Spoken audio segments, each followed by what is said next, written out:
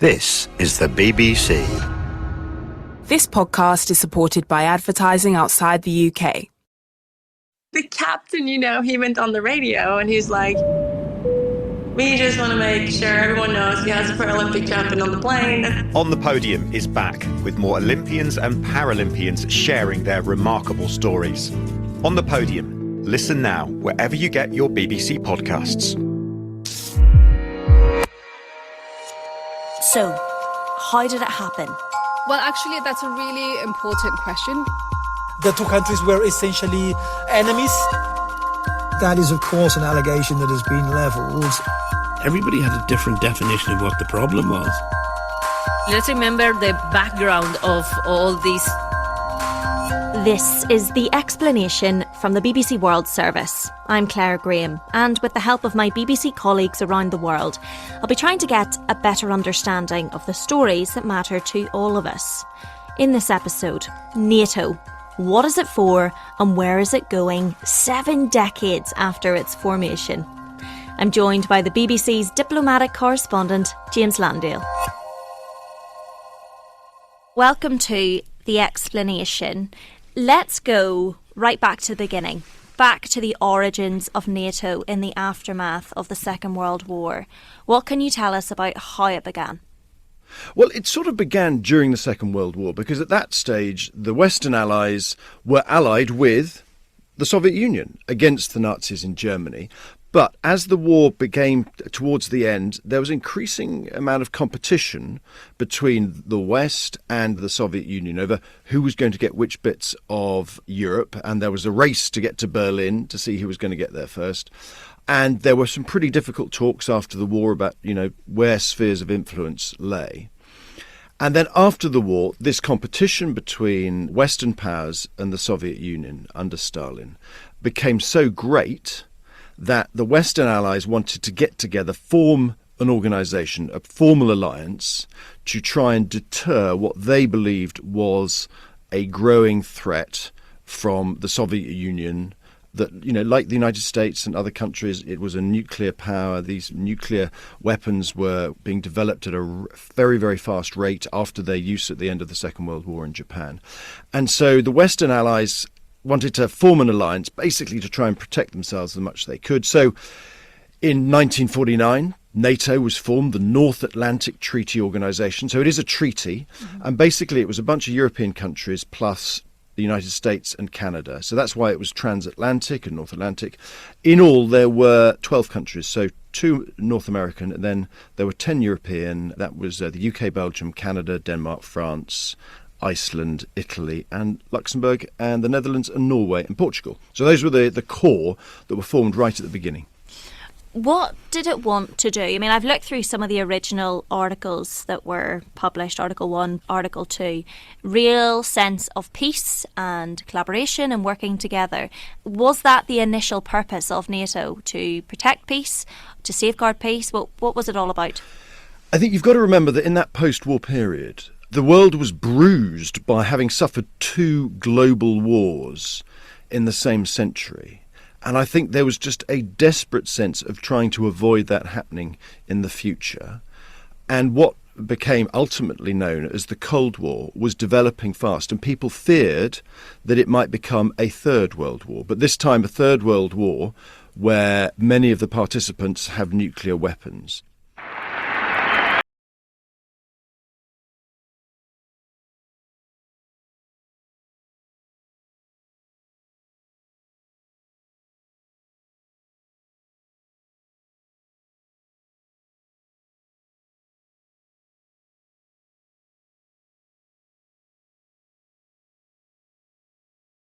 The Cold War and the threat of nuclear holocaust was the great threat hanging over many, many people and many countries. And so the point about NATO was to try and prevent that happening by deterring any attack by the Soviet powers, by banding together and forming a military alliance. It has grown since then, hasn't it, James? Yeah, it's got a lot bigger. As I say, it began with just 12 members. It's now got, I think, about 31 countries. The Greeks and the Turks, they joined in 1952. Then, controversially, West Germany joined in 1955. You've got to remember then, the country that we now call Germany was divided in two between East and West, and it was quite controversial for kind of half a country to join, but it did in 1955. And then there was actually quite a long gap until 1982 when Spain joined. And then, of course, the fall of the Berlin Wall in the back end of the 1980s and the start of the early 90s meant that a lot of countries that had formerly been part of what we used to call the Eastern Bloc, all those Eastern European countries like, the Czech Republic, Hungary, Poland, and then subsequently all the countries like, Bulgaria, the Baltic states, Romania, Slovakia, all of these countries, they all joined gradually over time. And obviously the most recent country to join was, of course, Finland. How does a country become a member of NATO? Is it a difficult process? First of all, it has to want to.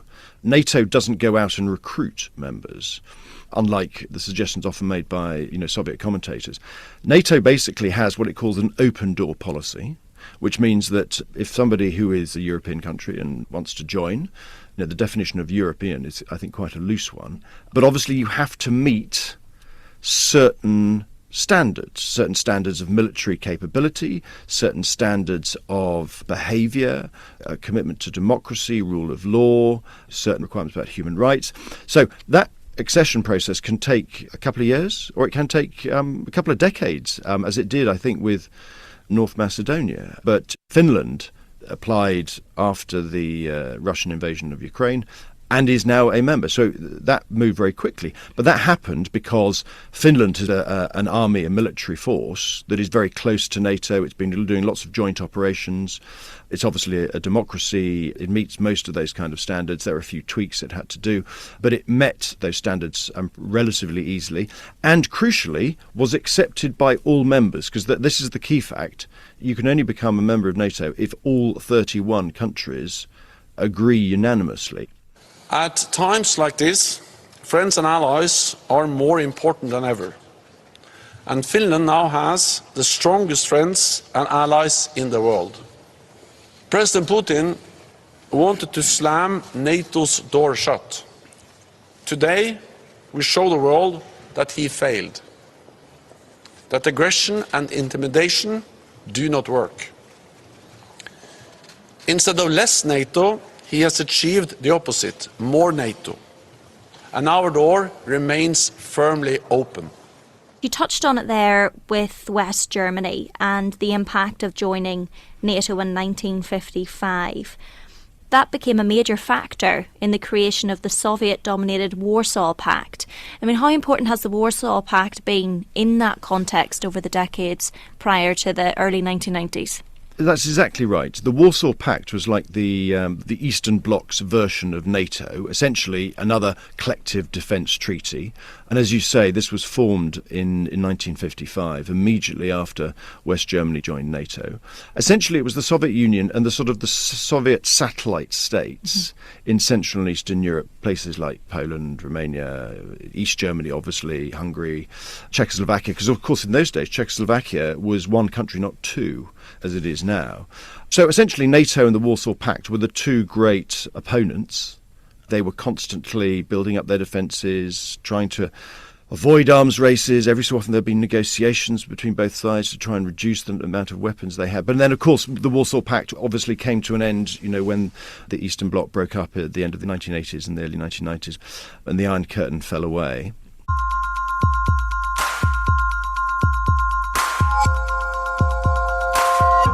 So NATO regards itself as essentially a defensive alliance, but Articles 4 and 5 of the North Atlantic Treaty provide a mechanism to authorise military operations in non-member states. NATO's main argument would be the fact that it has forces at its disposal in certain locations on the European continent means that it deters action simply by existing. So they would say that is primarily the main focus of what it does. But there have been actions when NATO forces have acted together, not in collective self-defence of an attack on NATO territory, which is and was NATO's primary purpose, but when they've gone to take part in actions outside of Europe. So obviously there have been NATO military actions in Afghanistan, in Iraq. Essentially, there was a decision by NATO allies, by some of them, to act in a collective way. And so they form an international force, and then the allies contribute as much or as little as they want to. And they hand over some military authority to local commanders to do a certain job. Most of the time, it is designed to protect the European landmass, but indirectly. So, in other words, tackling the threat of terrorism in other countries, for example. But obviously that is more controversial. And as a result, in recent years, before the Russian invasion of Ukraine, there were many question marks raised about the future of the alliance, saying what's the point of this alliance if it's just going to make expeditionary adventures overseas that become very unpopular. Buckingham Palace and a birthday party for NATO leaders to celebrate their military alliance and 70 years' success keeping the peace through collective defence. Everyone on best behaviour for the Queen, but NATO is a family currently at war with itself. France's President Macron has been strongly critical of Donald Trump's isolationist role and called NATO strategically brain-dead.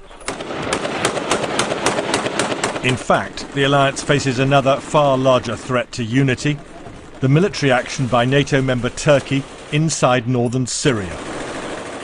Turkey's President Erdogan is enraged NATO isn't 100% supportive of his fight against Kurdish troops he brands terrorists. You will still see countries within the alliance time and time again asking for help, but not necessarily getting it. I mean, Turkish soldiers were killed in an attack from Syria, but at that time NATO decided to consult but did not take any action. Is there varying levels of action NATO can take? Is consultation seen as a, say, level 1 step and then you go into action? How does it work? Essentially, if a country is threatened or feels threatened, it can do various things. You can just talk to allies bilaterally, but there are formal sort of structures and procedures. So if you trigger a particular article of the treaty, which essentially was when a country feels that its territorial integrity is threatened or its security is in some way threatened. And this actually isn't used very often, Article 4. It's been used most of all by Turkey in relation to events in Syria and Iraq, when Turkey has felt that it has been threatened because of the conflict in Syria and Iraq spilling over into its borders. And so what happens then is that the Turks request a meeting of what's called the North Atlantic Council, which is a meeting of all the member states. And they come together in Brussels and they discuss what's happened and they discuss what they should do. But there's no requirement on the member states to do anything. So that is a warning to the aggressor to say NATO's gearing into action. What about Article 5? How has that worked? This is the primary ethos of the entire military alliance. Essentially, it says that if Article 5 is triggered, that requires member states to come to the aid of any member state who's subject to an attack. In other words, the idea is that an attack on one will be considered as attack on all. But, and there's a really, really big but here, is that Article 5 doesn't actually commit anybody to joining in a military response. The language is sort of a little bit more vague. It says that you can, in those circumstances, assist the country that's been attacked with such actions as this is the language, such actions as are deemed necessary, including the use of armed force, to restore and maintain the security of the North Atlantic area. But the key point about this is this very, very simple idea, is that if, for example, Russian forces were to invade a small Baltic state, that would be considered not just an attack on a small Baltic state, but attack on the NATO alliance as a whole, and therefore the alliance could respond collectively as one. And again, that doesn't happen very often. The most famous case was after the 9/11 bombing. The moment in 2001 when the hardline Islamist Taliban regime was driven out of Kabul. America's response to the 9/11 attacks with the UK and other NATO allies. The United States military has begun strikes against al-Qaeda terrorist training camps and military installations of the Taliban regime in Afghanistan. Years of fighting followed in provinces across the country. The debates about whether it was wise or not for NATO to get involved in Iraq and Afghanistan will be debated for many, many years to come, because many people think that they were both mistaken actions by NATO. Why do you think NATO has stood the test of time? And do you think it will still be here in 70-odd years to come? I think it stood the test of time because for most of its life it's had a very, very clear raison d'etre, which was to deter the threat of attack by the Soviet Union and then subsequently Russia. During that post-Cold War era of the 1990s and early 2000s, it had a sort of wobble, and it kind of wondered what it was there for, because it formed something called the NATO-Russia Council. They started, having sort of, discussions from time to time. Much of its focus seemed to be on, as we discussed, on expeditionary military adventures outside of NATO territory. But now the threat of Russia is still there and has returned, and so it has had a sort of new lease of life. But it will continue to develop and change because there are divisions within NATO. NATO is largely funded by the United States. It is a core reason why NATO survived. At the moment, the United States believes that its security is enhanced by European security. But it might be that in the future the United States thinks differently and says, you know what, I think it's time for Europe to stand up for its own security and start paying for a lot more of it, because the United States is more focused about dealing with the security threat from another country, maybe in the Pacific, maybe countries like China. So there will continue to be those divisions. There will continue to be discussions about what else should NATO do. Should it be thinking about security in the Arctic? Should it be thinking about more security from the south, from Africa, a continent that is going to expand hugely in terms of its population in the years and decades to come, and the prospect of mass migration from the African continent is considered by many of the analysts at the United Nations to be going to be a real issue in, say, 30, 40 years' time. And maybe NATO will have to deal with issues arising from that.